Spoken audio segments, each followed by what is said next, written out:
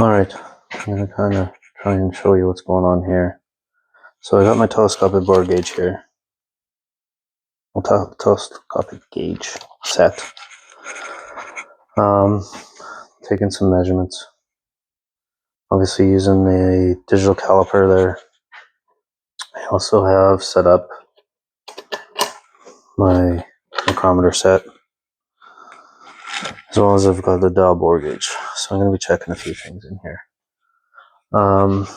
So far I've checked cylinders number 2, 4, 6, and 8. Going through it, when I took 2 measurements, so one in the vertical, where basically it's in the center of where the lifters are, and one horizontally right through. That way I've got a couple different measurements. I will be obviously checking, triple checking, double checking, all that fun stuff. You can see in here, you can see some scrapes inside the cylinders from when I had used the actual Flexone. You couldn't see these before I used the Flexone. You couldn't see the actual scrapes or anything like that. It was very, very, very difficult. However, you can't feel them except for this one in cylinder 1. You can barely feel this one in cylinder 1. Barely. All the others, you can't even feel them at all, even if you tried. So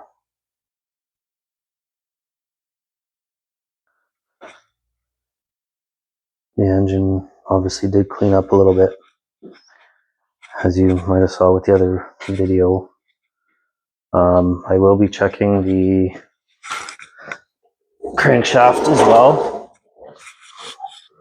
as well as the I'll get these main caps torqued and check the I'll take the bearings out, check the actual clearances there, and make sure that that's still okay as well. Because I will be replacing those bearings. I just need to know what size bearings, if I have to go with oversized or not. As for camshaft, I will check the camshaft ones as well. However, the camshaft bearing, like, I shouldn't need to get an oversized bearing for a camshaft. But I will still check those and make sure. I'll clean up some surfaces and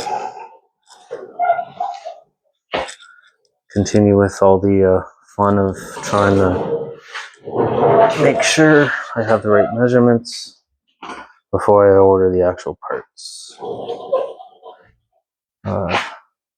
Remember, 378,000 kilometers were on this engine before the lifter failed. So it will get cleaned up very well. I have the stuff to be able to help clean it up a little bit.